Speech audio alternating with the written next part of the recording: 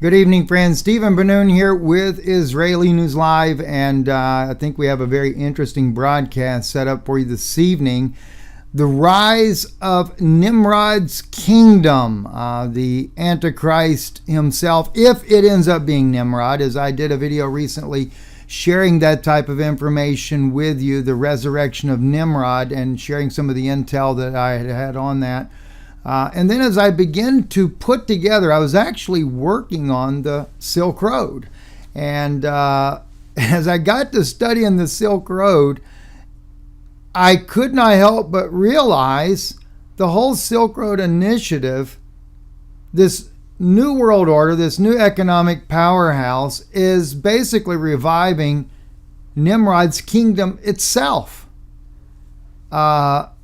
So I'm really taken back by it, and I'm going to share some things with you, how this has been moving along, who's behind it, why Israel is playing a major role in the Silk Road initiative, the One Belt, One Road initiative.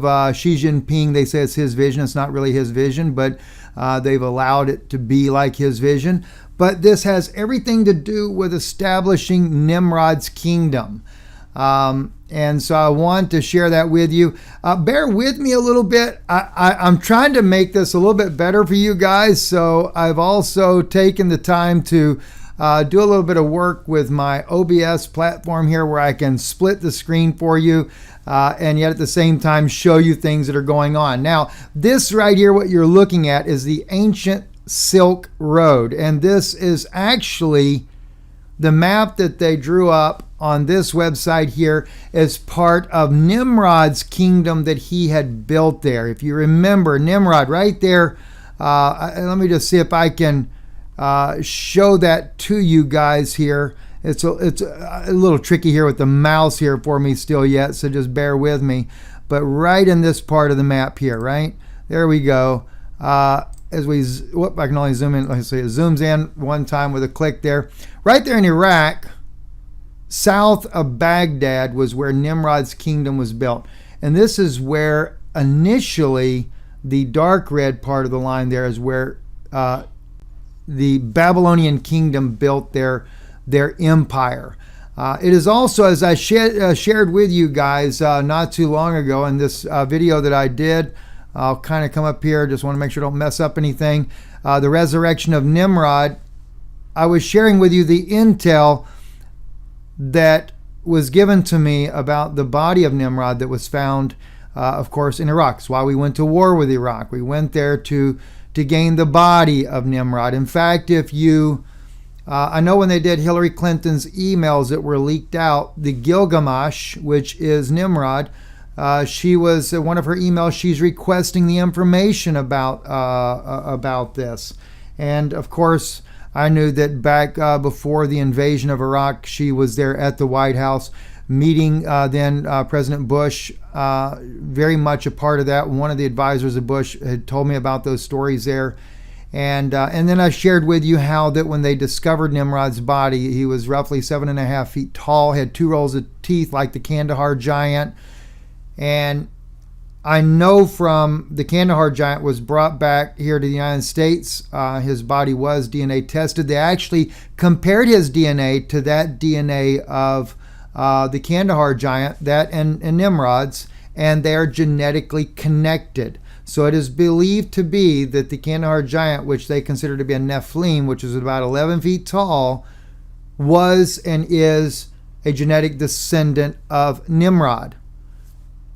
I don't know what to think about these things. I know that Nimrod's body is there, and just bear with me. I should have already by now gone back here and switched the screens here, but it's a bit of a challenge for me to figure out how this stuff here works. So just kind of bear with me here a little bit, guys, as I try to figure out how to navigate all this. And But anyway, Nimrod's body was, as I said, they didn't discover it. When Saddam Hussein announced that they had discovered the body of Nimrod, we created a pretext for war to go there and to retrieve this body. mainly because there were ancient documents that the government had about Nimrod. He's supposed to have the knowledge about the library and the Sphinx. That's an important aspect. There's supposed to be some type of technology to be able to overcome a battle that we're going to be facing with quote unquote Planet X reptilians that will be coming. And so this had a lot to do with that, and they wanted to resurrect his body. I was also told in one of the meetings that I was in that CERN, that with the use of CERN and going into multi-dimensions there, that they were able to, they contacted an entity that claims to be the spirit of Nimrod. And of course, they want to put that spirit in the very body of Nimrod and resurrect that body. A soul transference, so to speak there. Speaking of that, there's actually, if I'm not mistaken, let me just see if I got this. I forget exactly where I have this at, but let's see if I can find it here. I've got some photos here, different Dead Sea Scrolls, and all right. So I was able to find it here. I actually had photographed this here. Now this is in the Dead Sea Scrolls, and let me just let's see. Let me see if I can get a hold of this here real quick, and let's see. We'll bring it back down. See if I can actually see which fragment I am in on this. I'll just blow it up, come down. 1QP Hab. This is from the book of Habakkuk. It's in Cave 1. All right, it's where it was found at. And this is in column 2 of the fragment. It may not be as clear for you guys on your screen there. So let's see. We're going to take and we're going to blow this up on the entire screen so you guys can see this a little better. And that way there. Now, all right, so let me get control of this. Like I said, just bear with me here. It takes me a little bit of work to learn how to operate this mouse here and remember which way to go here. All right, so let's see here. I am get it as big as I can. I know it's a little bit blurry on this thing because I don't have a very super good image there. All right, let's start around verse 7. When they hear all that is going to come upon the last generation from the mouth of the priest, to whom God gave into his heart discernment to interpret all the words of his covenant, the prophets whom by their hand God enumerated all that is going to come upon his people, and upon, a little blank spot, for now I am raising up the Chaldeans, that bitter and hasty nation. Its interpretation concerns the Kedim. Now, this is where the priest of when they wrote this part of the Dead Sea Scrolls were commenting on it. It says, who are swift and strong in battle, so as to destroy many.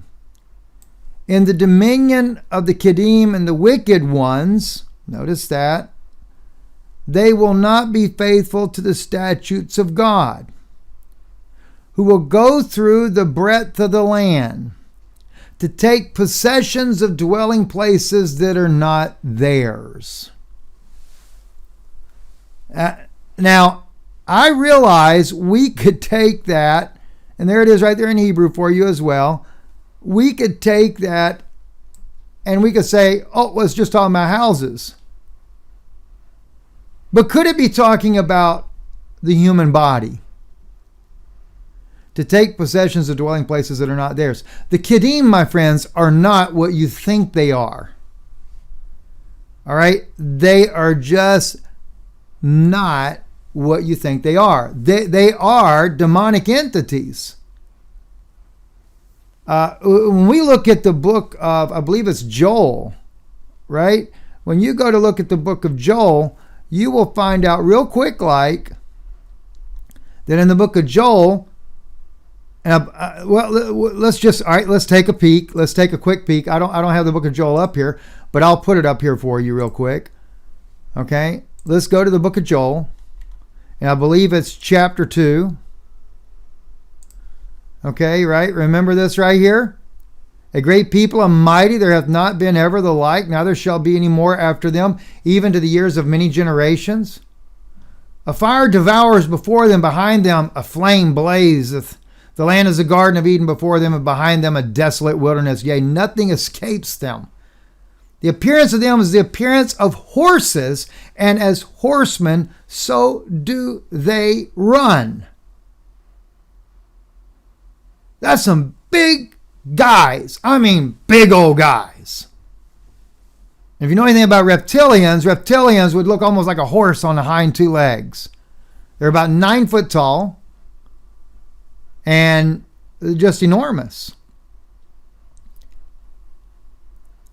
That, or let's even go even further. Let's back up. What if it's the Nephilim like the Kandahar giant we're facing?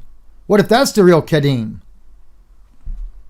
So I don't want to be doctrinally just singling this down only to reptilians. I've used that expression before because I have a friend of mine that has dealt with a reptilian face to face.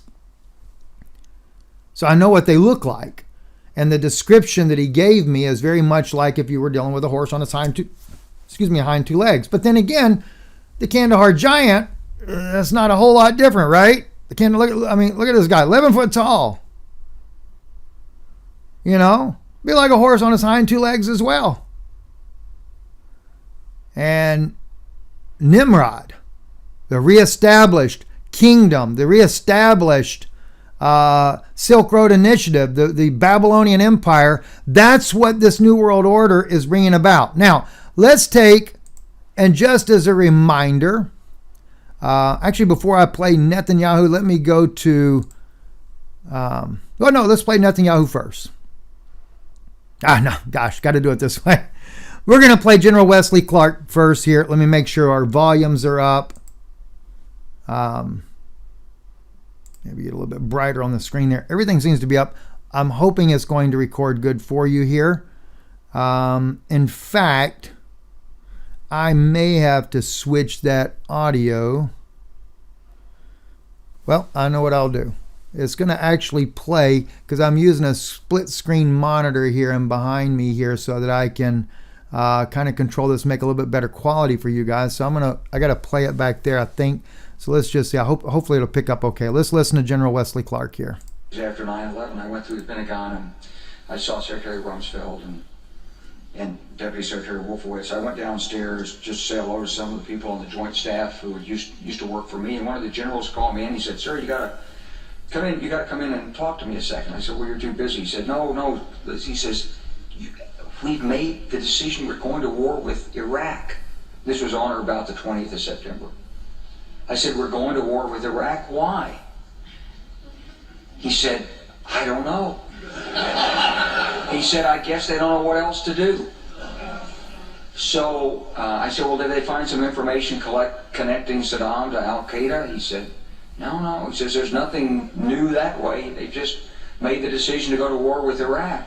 He said, "I guess it's like we don't know what to do about terrorists, but we've got a good military and we can take down governments." And he said, "I guess if the only tool you have is a hammer, every problem has to look like a nail." All right. Now, if you notice, General Wesley Clark, they didn't know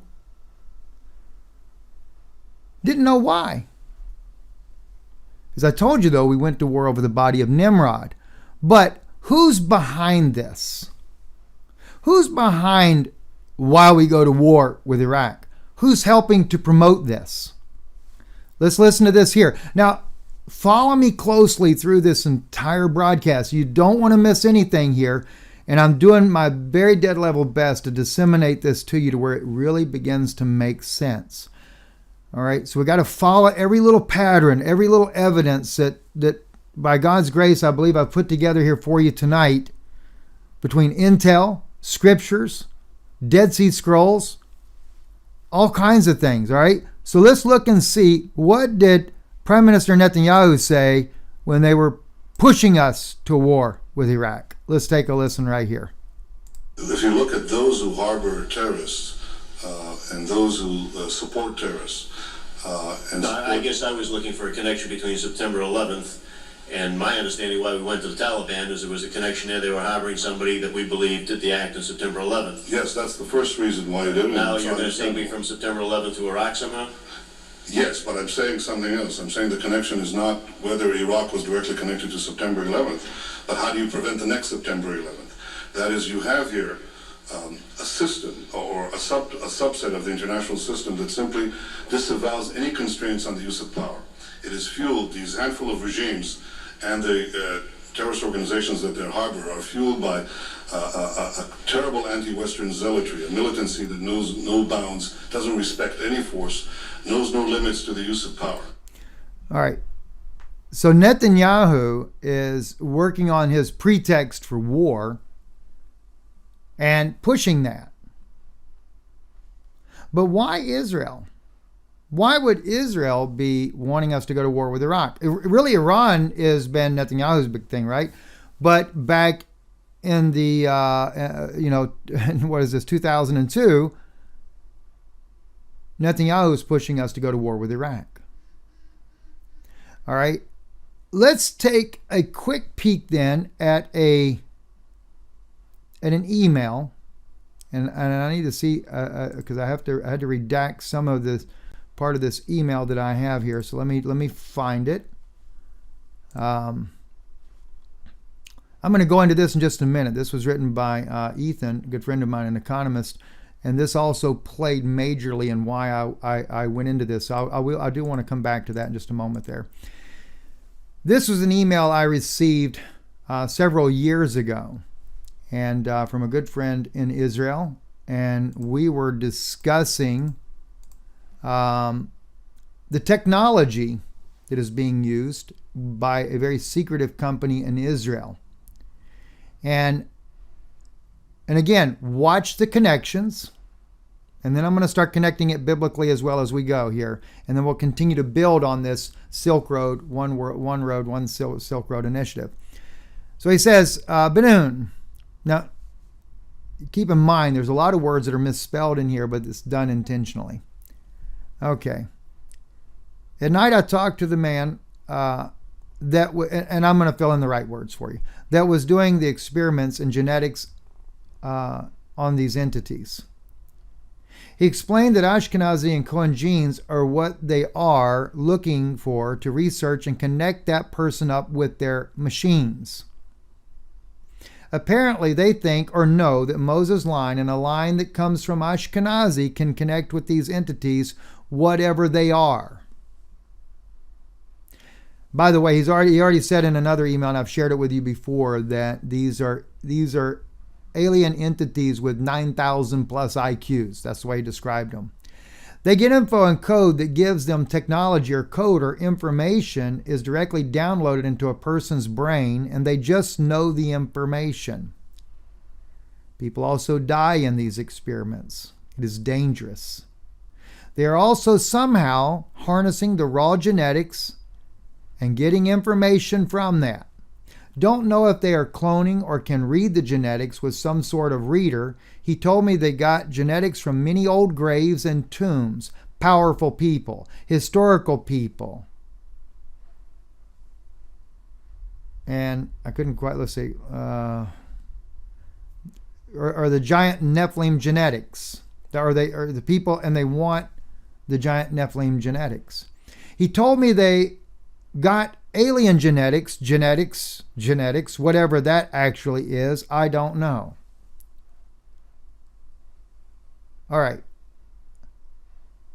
If I understand correctly here, the Nephilim genetics and the alien genetics are connected. But also, the Ashkenazi connection to the entities, they're also connected. And if you really pay attention to what he's saying, basically Ashkenazi, the Kohanim, and the Nephilim and the aliens are all connected genetically, and this is why they need them. They actually wanted him, by the way, because he had a genetic sequence that was very important to them. He goes on to say in the last part of the letter, when he heard, talking about the guy that he knows there, that I worked in Antarctica, or whatever it was where we were at, he asked me a lot of questions. Also, he is interested in my bloodline and genetics just because of the type of conquistador Zionist outlaw that I am. He was convinced I had genetic code he wants to work with. I declined because I'm not doing the drugs or being hooked up to a machine that interacts with my genetics or spirit. God bless you, my friend. I'm glad you didn't. I'm glad you didn't. So, but notice the important and the relevancy. See, that do not know if they're cloning or can read the genetics with some sort of reader. He told me they got genetics from many old graves and tombs of powerful people, historical people. What I can say, the giants are Nephilim genetics. He told me they're not, maybe it's not alien genetics, whatever that actually is, I don't know. But as you look at the beginning of the letter, there's a connection to the Ashkenazi genes or what they are looking for to research and connect that person up with their machines. Apparently they think or know that Moses' line and a line that comes from Ashkenazi can connect with these entities, whatever they are. Wonder why? You ever wonder why? Well, let's take a peek and we'll see why. All right. Well, actually, let's just stay in line right here with this. Let me go back. Let's go back, because I think one of the Dead Sea Scrolls pieces here I have would be on that line there. Okay. Yes. Here we go right here. This is in 4Q 396, 397. Vineyard with two species. It's quoting. They're talking about the scripture there, because they are holy. Now this is actually a commentary, and it's actually a commentary on the writing of Ezra. But the sons of Aaron are the holiest of the holy, and you know that part of the priest. Now notice though, that's part of the priest. So it doesn't mean that all the priests did this, but part of them did. And of the people, because there were leaders and the priests, mingle, and they unite each other and defile the holy seed, and also their own seed, the fornications, and because. So it just kind of stops right there. I'm going to show you this in Hebrew, because this also kind of goes back to where I said with Rabbi Tovia Singer, when Tovia says that there's no such word as seeds plural, and he kind of makes fun of Paul because of that. And I'll tell you what, we really, for the sake of making sure you all can see this clearly, there it is right there. I have the arrow pointing to the word zarim, et zarim, okay, which is seeds plural. All right, it's not a singular. So when he actually says that they have mingled their seed, that would be in the case right here, zara, the seed singular, hakodosh, ve'af, okay, the holy seed. They corrupted the holy seed because Israel was supposed to be that pure bloodline. And then it also talks about how they corrupted their own seed. Now He still got Christ through the lineage there, but the thing is, they had mixed their seed, and what did they do by mixing that seed is they actually did what they should not have done.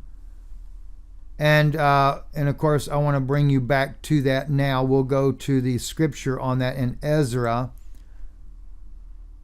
This is where Ezra 9. Actually, yeah, let me go to Ezra 9 here. Now, when these things were done, the princes drew near unto me, saying, the people of Israel and the priests and the Levites have not separated themselves from the peoples of the lands. Notice in green, doing according to their abominations. What was the abominations of the Canaanites, Hittites, Perizzites, Jebusites, Ammonites, and Moabites, etc., right? What was that abomination? Do you remember? Let me take you. I'll take you real quick. I'll use that scripture, Joel, so we don't get too many places up here real quick. What is it? Numbers chapter 18, if I'm not mistaken. This is where we find out, remember Joshua goes over. I believe this is where this is at. They're spying out the land. Is that the right place? Maybe, maybe not. Let's see. Let's just see what I have highlighted here. Maybe it's in that part there. Okay, no, it's not. Let me see. Let me back up there. Was it Numbers 18 or Numbers 21? That's the fiery serpents. I'm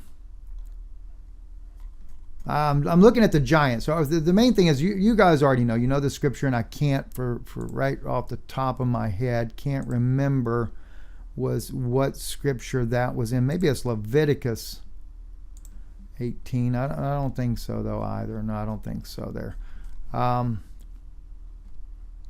Anyway, we know this. We know the story biblically where they go in there, and Joshua, they see the giants in the land. The land was overtaken by Canaanites, Hittites, Perizzites, Jebusites, but the giants were there. They said we look like grasshoppers next to them. They were afraid to do anything, and so they never did do anything, and so because of their fear of that, you know what? I can't. We just cannot. It's too important. It's too important. Let's go ahead and pull it up.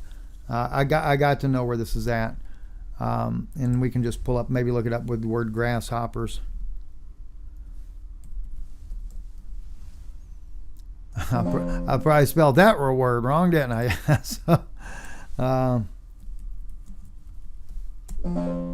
Okay, let's see here,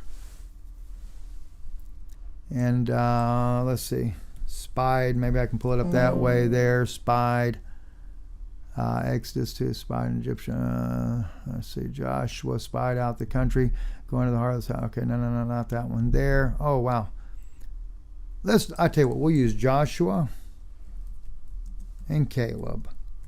Because they were, there we go, Numbers. All right, and son of Nun, Joshua, the son of Nun. Surely died in the wilderness and left a man of them to save. Went to search. Okay, here we go. Maybe that's where we're at there. Let's just see here. And the men of the Moses sent to search the land, who returned, made all the congregation to murmur against him by bringing up the slander upon the land. Even those men that did bring up the evil report upon the land died by the plague, right?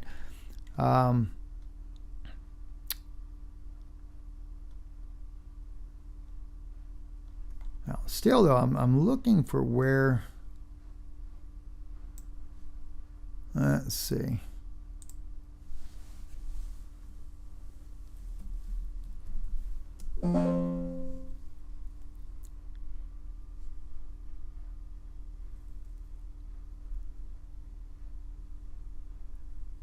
Just bear with me just for a minute, friends.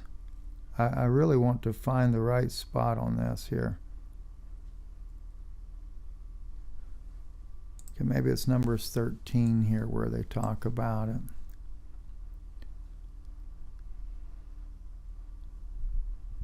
Yeah, there being strong or weak, few or many. The land is there, they dwell, whether it is good or bad. Cities, okay. All right, let's just do giants.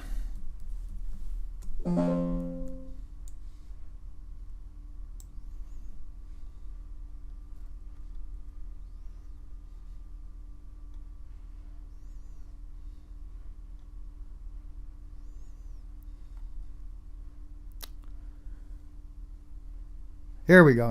Numbers 13:33. That's where we need to be at. So let me pull that back up there. Numbers 13:33. Edit all that out.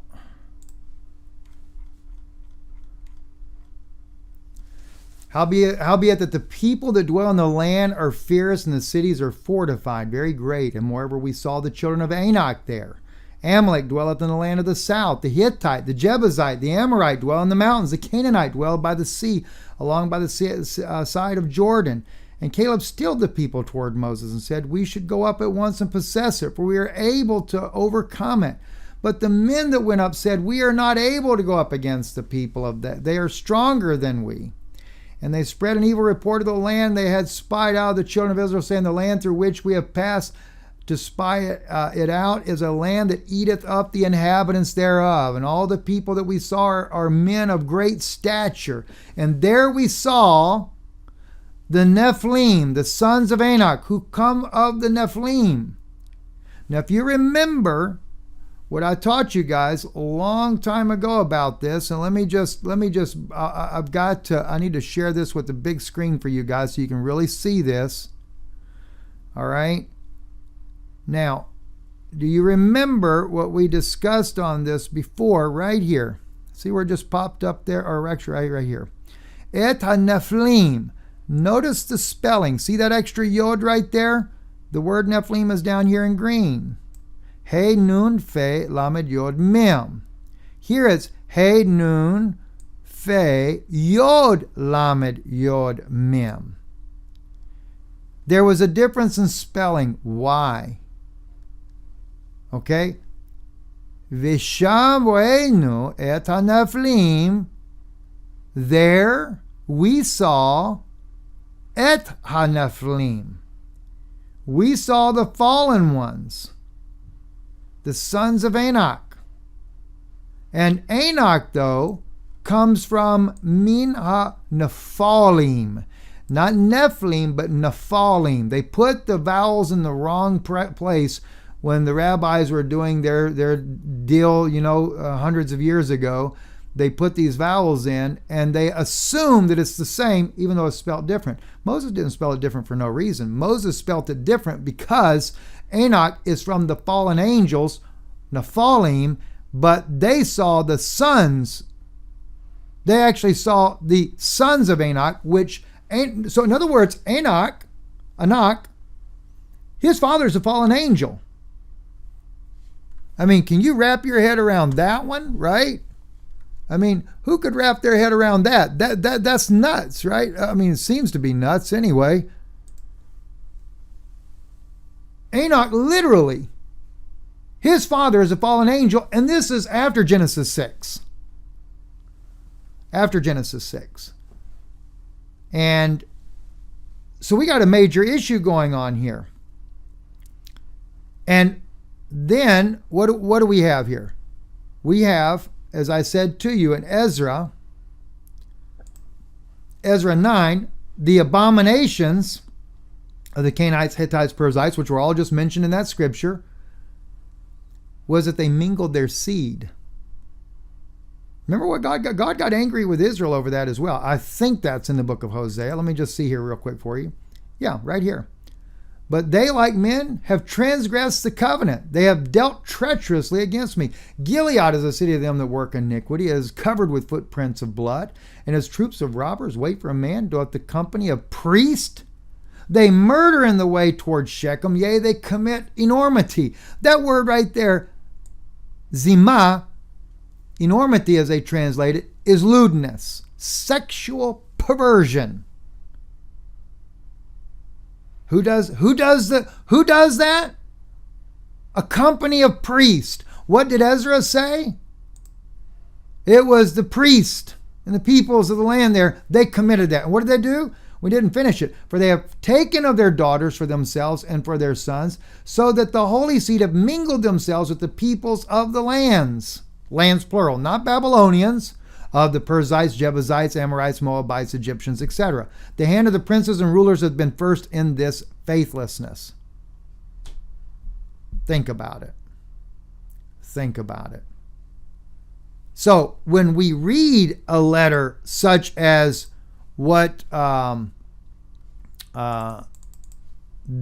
I got from Israel, actually the other way, right? When we read a letter like this, and they're talking about the genetics and the entities, the Nephilim, are all seemingly connected somehow. It's no wonder. They are connected. And it is priests. It is Ashkenazi. It is the Kohanim. But you have to remember, this is where the Pharisees come from. They overthrew the true priesthood and overtook it because why? They were the Nimrod seed line.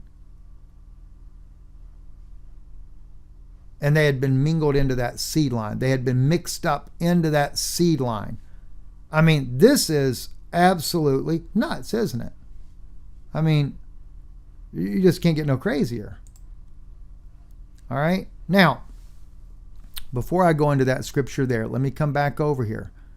So, this is why Netanyahu would be pushing for a war for Iraq.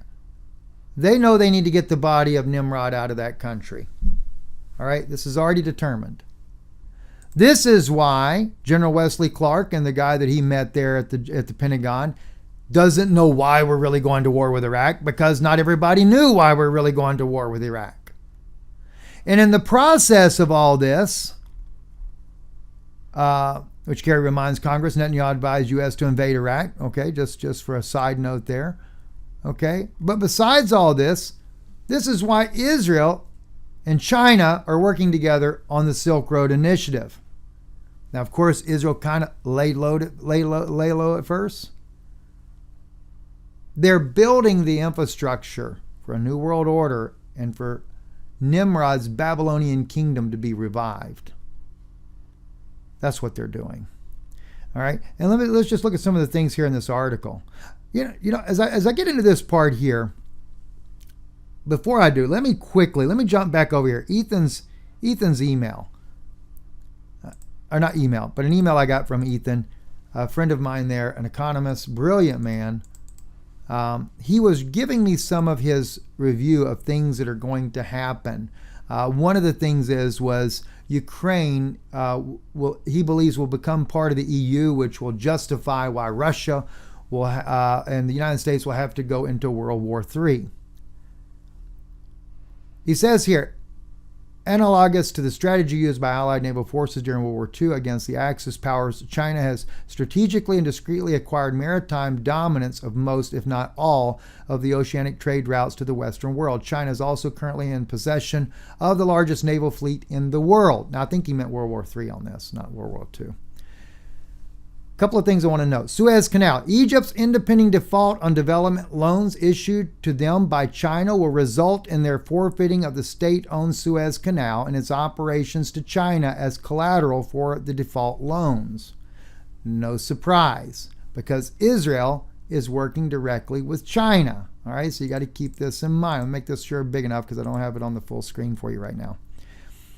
South Africa, having utilized mercenaries to disrupt the political landscape and create societal unrest throughout South Africa, China has successfully claimed jurisdiction over the country's territorial waters, providing them the ability to restrict traffic into the Atlantic from both north and south routes around through the African continent. He's citing Reuters on that, all right? Australia and New Zealand. China successfully infiltrated the Australian and New Zealand political arenas, likely originating back in the early 2010s, and the most apparent evidence appearing in 2015, with Australia passing legislation to confiscate and prohibit ownership of nearly all firearms. New Zealand and passed similar legislations following the Christchurch shooting in 2019. Authoritarian measures implemented to enforce during the we won't use that word, were additional evidence of this infiltration. The inspiration for these tactics of enforcement now being demonstrated almost identically across Hong Kong by Chinese health authorities. Coinciding with South Africa, China has also obtained jurisdiction over Australia's territorial waters, restricting trade routes through the Pacific as well, citing NBC News on that one. Russian cooperation and coordination with China. Russia will likewise restrict any access to potential alternative routes through the Arctic Sea region. We'll just keep some of these things here in mind. All right, the reason why I'm bringing these things up, Israel is using all the world powers to bring about this global dominant takeover. All right? It's a global dominant takeover. And you've got to recognize that. Let's take a look at this article here. All right, just so you can get a little feel for this. All right, let's see. We'll blow this up a little bit.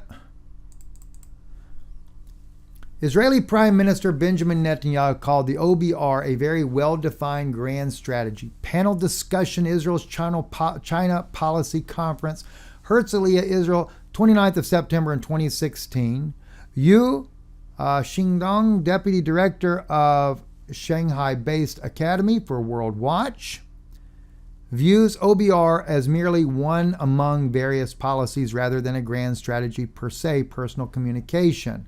On the 15th of September 2016, Professor Yitzhak Shakor, Israel's leading Chinese specialist, calls it no more than a slogan, not a strategy, nor even a plan. It is an initiative, a suggestion, a preliminary proposal. So far, just words. All right, let's scroll down a little bit here.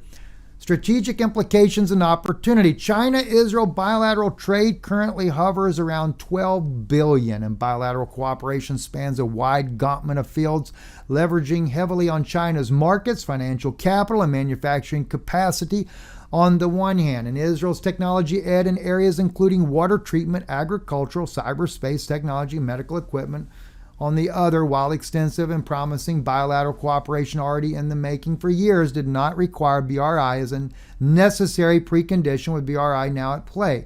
Three implications and opportunity arise as it transcends the bilateral economic cooperation, infrastructure, trade, interconnectivity, and closely related information, Silk Road, and Israel's potential as mediator between the world's two leading powers.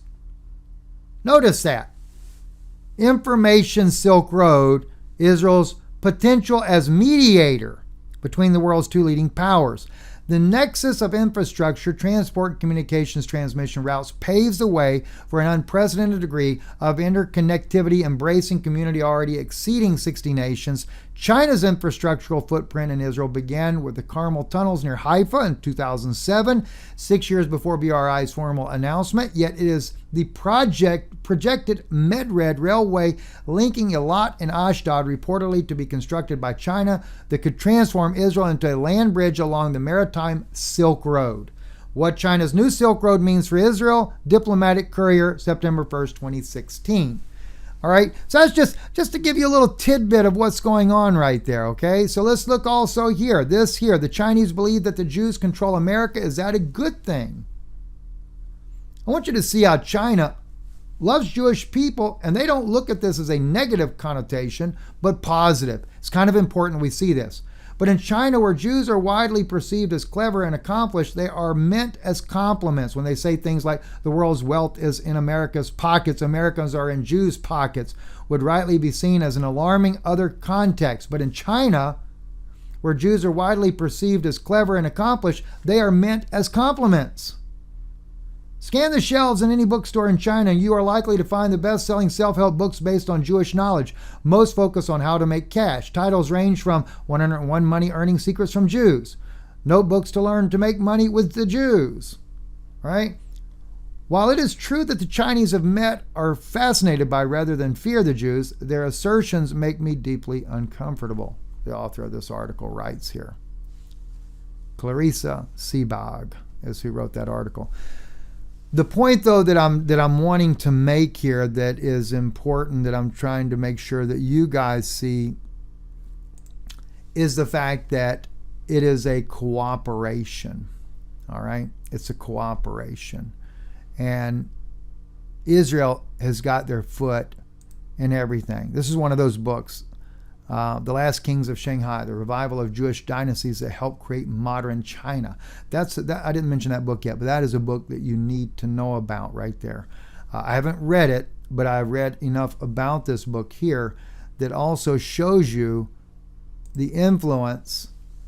This is where I got it from right here. It's from this article here by Benjamin Ivory.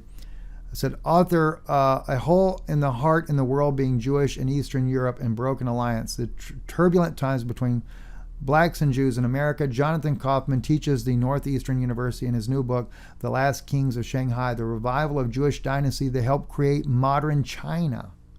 Tells of two Iraqi Jewish families of business magnates, the Sassans and the Qataris, who dominated Chinese life for almost 200 years until the advent of communism.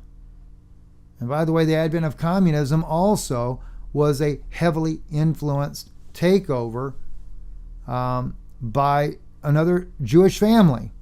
Jonathan Kaufman, what is interesting is that you had this group of Jews who came from Baghdad. For many American Jews, the images of the Jews are tied up with Eastern European Jews, Fiddler on the Roof or the Rothschilds, how people rose from the ghetto, but these were Jews of Babylon. Notice that right there. They were Jews of Babylon.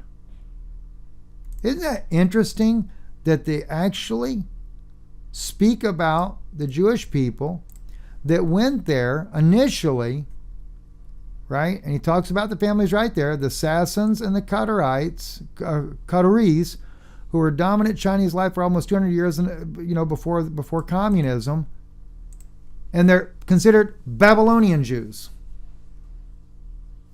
Again, another very striking, very odd connection, right? Now, did Iraqi Jewish business leaders ever regret importing? Well, that was the other thing too. They got into the importing opium into the 19th century China. No, I don't think so. When you talk to the families now, they'll say, we didn't know it was that bad. They knew it was bad. The Sassans had to dismiss some of their Chinese employees because they were addicted to opium. So yeah, they did know it was bad. Also goes on to say, I think it's a little more complex than that. The politics of Shanghai were different from the politics of Europe. Japan had conquered China, and unlike the Germans, did not believe that they needed to destroy the Jews. They felt that the Jews were immensely powerful, but if they got the Jews on their side, they could be influential. Sasson saw that you could charm the Japanese or even con them into protecting these Jewish refugees from Europe. I mean, you get into some crazy stuff here, right? Also, Lawrence Qadari, industrial titan of Hong Kong, admired the Chinese leader Deng Xiaoping, supported authoritarian rulers during 1989 Tiananmen Square protests. When Deng ordered troops in to crush the uprising, Qadari said, too much democracy is not the best thing for this area of the world. There must be controls. Did rich Iraqi Jewish families all have this totalitarian mindset? Think about it. The whole point is here, communism, just like it did in Russia, it was brought in by Lenin, who was a Jewish trained. He was Jewish. Same thing with China, controlled by Babylonian Jews to start with, and then later brought in the communism through other Jewish powerful influences there. In fact, this article here would be worth reading here. It was Communist China was created by the Rothschilds and their agents. In October 1st, 1949, Mei Zedong declared the founding of the People's Republic of China in Tiananmen Square, Beijing. He was funded by the Rothschilds, created communism in Russia, and also the following Rothschild agents. Solomon Adler, a former United States Treasury official who was a Soviet spy, Israel's Epstein, the son of Jewish Bolshevik imprisoned by the Tsar in Russia for trying to foment a revolution there, and Frank Coe, a leading official of the Rothschild-owned IMF. Jews were behind the rise and power of Mao Zedong and the communist dictator China, who has tortured and murdered tens of millions of Chinese, mostly Christians, during his brutal reign. Sidney Shapiro, an American Jew, was charged of China's propaganda organ. Another Jew, Israel Epstein, was Mao's minister of appropriations, which was finance there. So I just kind of give you some of that information there. I'll move that off the map here though, so we can move on here. So around the Jewish world, as China's economy grows, so does the Jewish community and Chabad. Another thing that you need to know, all right, this website here just goes to show that the bigger Israel has gotten control, or the Jewish people have gotten control of China, so has especially the Chabad organization. Now just remember, just so you know, let's make sure we keep this in line here. Chabad world leaders. Let me just do it like that. And just do images for you, right? Just do some images here, right? It'll just be crazy. Let's see, I can't quite tell who's in the background there. The German regional capital right there is that one there. Let me just use the word instead, presidents. Because Chabad is very much into the political arena. There's former President Trump. You have right there, I think that's still Trump there, signing Noahide laws. You have here Barack Obama signing Noahide laws. all these different agreements and stuff. George Bush signing the Noahide laws. And these are all Chabad members. This is not, see, not every Hasidic Jew is this way, but these are Hasidic Jews. Or excuse me, these are Chabad Jews, not just Hasidic, but Chabad specifically. All right, there again, Obama with the, again, a Chabad rabbi. All right, and it's no different. Doesn't matter who it is. If it's Putin, all right, Putin, even though Putin will tell you he knows that the West is controlled by Jewish elite, he's allowed the Chabad to come in and control him and doesn't realize it's the same thing. It's the same thing. So it's troubling no matter which way you go. All right, this is the whole point of that. All right, so let's move on and let me find where we left off here. Because we do need to move on. Watch China's New Silk Road means for Israel. And again, another article here, January 20th, China signed an agreement with Djibouti, allowing it to build its first naval port outside of China. With a population of 900,000, Djibouti is one of the poorest countries in the world. However, its geographic location in the Horn of Africa, the gate of the Red Sea, is of great strategic importance to China. But if you remember, the One Belt, One Road Silk Initiative, right? This is where, by the way, and let me just see if let me find the map on this here. I need to see if I can find somewhere. I thought I had this up there. Let's do it like here. Silk Road routes today. You need to be able to see all the here we go right here. I think this is one of the, okay. This is because you have to understand this is what's going to be the control routes here. Notice China is in there. Israel's there. They got Northern Africa. They've got the Red Sea. Notice the Horn of Africa. Notice Saudi Arabia, Southern Europe. They've also, in another map, you'll see Russia connected. United States is never in any of these maps, by the way. Never. All right. So when we come back over here and we see that in the article here that China is building a base there and also building up the infrastructure of this little bitty poorest country in the region. Why? It's going to be right across from the city of Neom. You guys remember Neom? I did the, let's see. Neom AI City for Pagan Worship, the video I did right here. I go into that. I go into about how that they are wanting to, the Saudis are working with the Israelis to make a tri-state. And the reason, and I also bring out in here, because right there where the city of Neom is, this is where Moses meets Yahweh there on Mount Sinai. Remember that? So, but it's going to be the AI city. Think about that, the AI city. Think about Nimrod. Think about, keep this in mind. You got to really, I want to keep going back and forth so you really get these things. I don't want anybody to forget this, right? Remember the letter here? All right? It's an AI city, but notice also, they talked to the man who was going to experiments on genetics and these entities. He explained that Ashkenazi Cohen genes are what they are looking for research and connect that person up with their machines. I don't know if you know this or not, but they're actually, even at Darcy, experimenting on doing soul transference into AI robotics. Is that what this is? Apparently they think to know that somehow, you know, the Moses line and the line that comes from Ashka can connect with these entities, whatever they are. So when I did this video over here on the city of Neom, and Saudi Arabia willing to bring Israel in as part of that, there's something very, very sinister, very ungodly going on.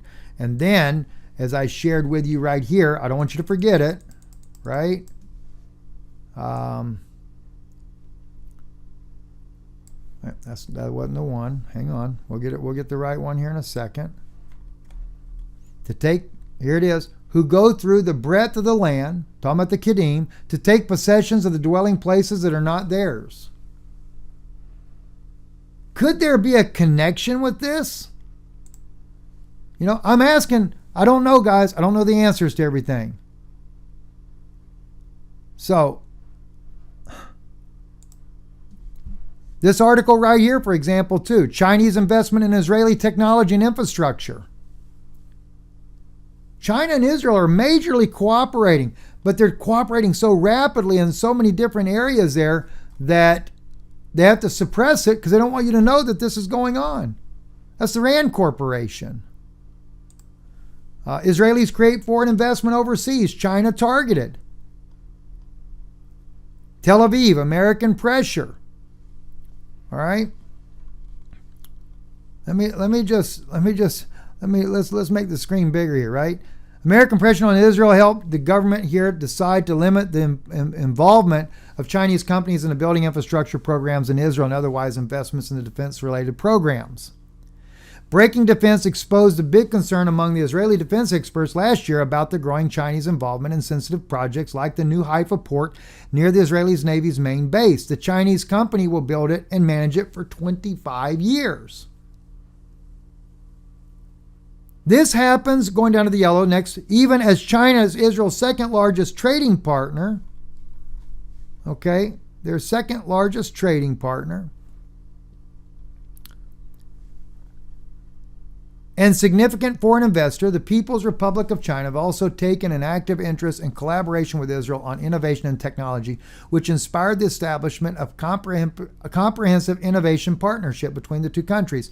In March of 2017 and 2018, bilateral trade between the countries hit a record of $15.3 billion, up from $51.5 million in 1992. $13.1 billion in 2017, which we cited from the article before. Again, notice Israel's involvement. Okay?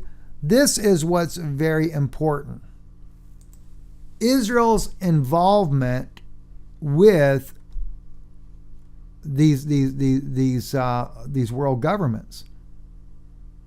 Because they're the ones building the Babylonian kingdom. Nimrod's revived kingdom.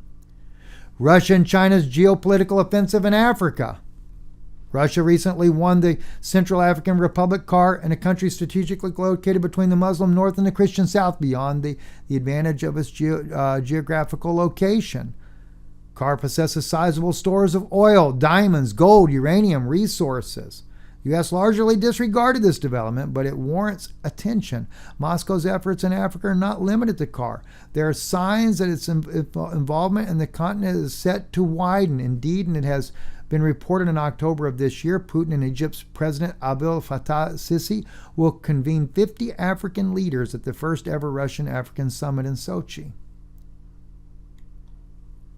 There have been reports of the media that Russia intends to increase its presence in at least 13 African countries. Moreover, Russia is increasingly stepping up with trade and business agreements, military sales, cooperation, and political and parliamentary support. All right, now I want you to think about something. Let's go back to this map here. China is building a port here. Saudi Arabia is making the Neom city here. All right? That's going to control right through there. Remember that Silk Road initiative shows that going right up through there, right up to Israel, etc., right?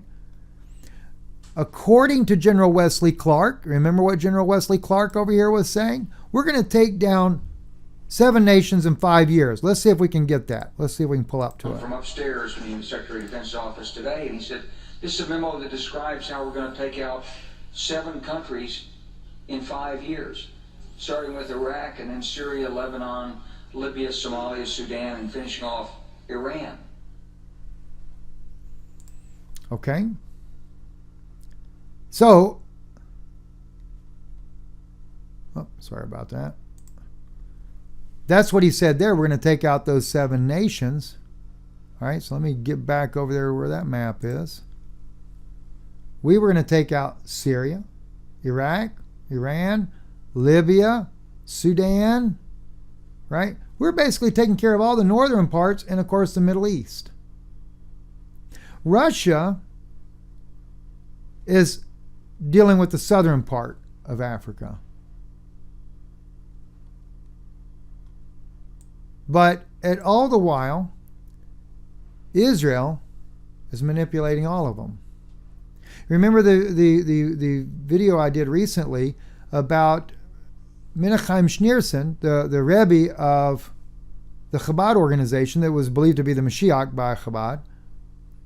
He talked about the overthrow of Ukraine and that would become big Israel. Zelensky is talking about Ukraine being big Israel. There's some crazy things, guys, going on everywhere you look. Okay, everywhere you look.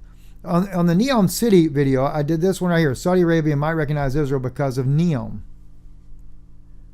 We actually did this particular, that was the article I was using there, right? Since then, and this was back what was the date on this article? I don't even remember the date of the article now, but it's been several years ago, right?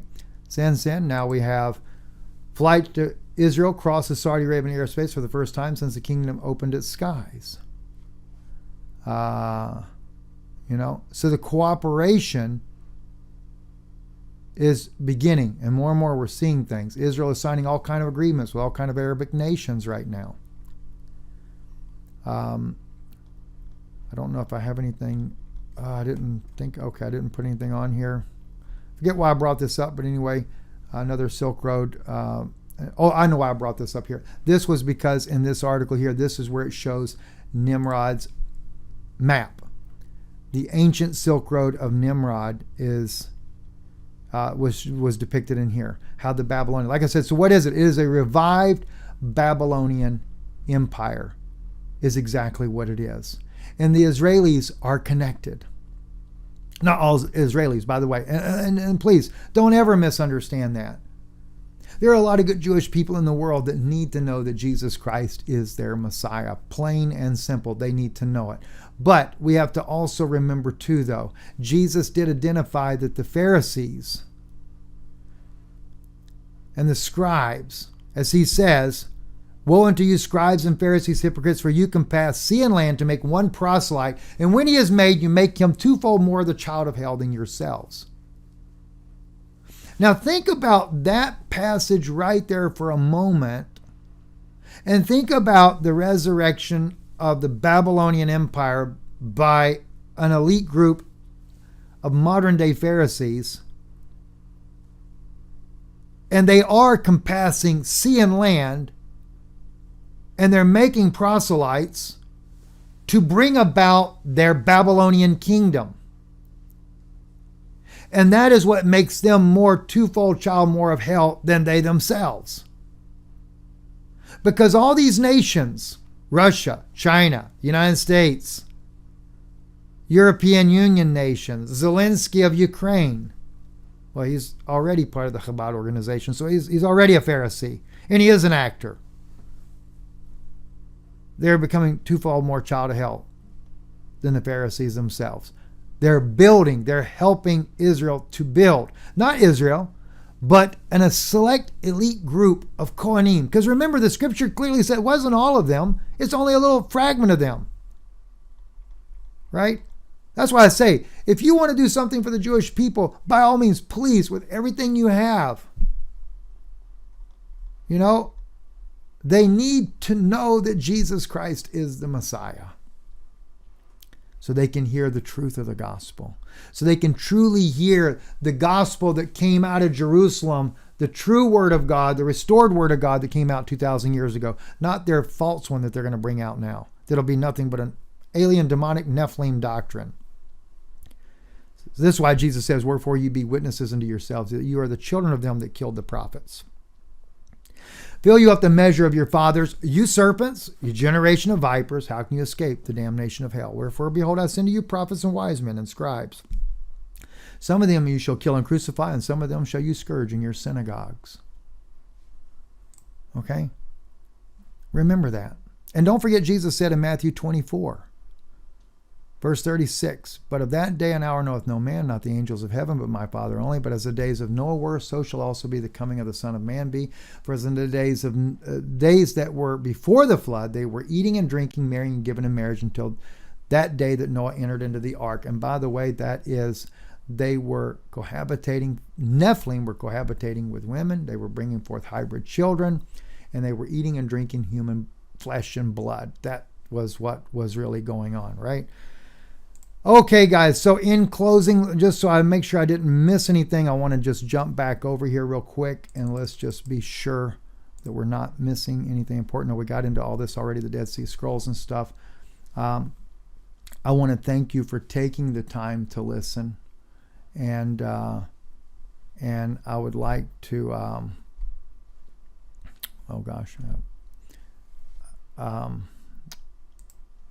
just thank you, and then also remind you, if God lays upon your heart, you want to support the work we do here at Israeli News Live, you can visit our website. We greatly would appreciate that. And you can look right there on the screen. You can donate by mail, the P.O. Box 156, Sunbright, Tennessee. In fact, my wife will be writing our friends that have been supporting our work this weekend. Or you can donate online. And of course, the important thing about donating online is it's fast, it's quick. You just click right there, and it'll go directly to our site there, Dunan Institute of Biblical Research. And you can use any kind of debit or credit card by clicking the second box, or PayPal if you prefer to do that. And another thing, too, that I like to just mention here, and of course, we haven't really gone into that, EMP shield. There is all types of protection that is out there. They have it for European type things, solar, wind, generator, whatever it may be. Vehicle was always my big issue for everybody, because if there was an EMP strike, I would not want, especially with the way the world is going right now, I would not want my wife to be in a position to where she could not get home. So that's why I always did that one. And if you use the INL 50 code and apply the coupon, they take off that $50. You guys already know it, so I won't just keep speaking about that. I don't want to bore you with these constant things there to say all that. So, but anyway, I want to thank you for listening, and I trust that this broadcast has been a blessing to you. And be sure to check out our channel, Israeli News Live. Subscribe if you're not subscribed. Click the notification bell. For some reason, they don't want to send people notifications. I don't know why. But then also, too, remember iConnectFX.com. This is where you can pick up this video on Israeli News Live. You can pick it up there on Israeli News Live on iConnectFX.com, and you can actually listen to this broadcast in multiple languages. About 7 different languages we can be listened to there. I'm trying to bring that up for you now so you can see that for yourself. I think that's very important that you can do that. And the people there at iConnectFX, they have actually sponsored our foreign language part of the broadcast. You could get your own channel if you wanted to do that. I must have lost my connection to the internet on this. Here we go, right there. But we're Israeli News Live. Normally, if you hit trending, you'll see us up everywhere on there. And but subscribe there. I cannot tell you enough, with all the things that are happening in the world, the attacks, etc., everything. I think it's important more than ever right now that you actually subscribe to our channel there on iConnectFX.com. Also, hopefully tonight, I know it's getting a little bit late. I've been working on this all day, but I do have another video for Patreon I'm wanting to get loaded up for you guys. Just sharing some of the intel things that I find out about. I got a lot of things that I want to share. It's just finding that time to do it. And of course, I have been all day long and putting this video here together. So yeah, see, we're on the top one there right now. How did Ukraine get satellite technology? So Israeli News Live on iConnectFX.com. The links are provided for you in the description below. So thank you for listening. Thank you for your support of the work we do, and God bless you.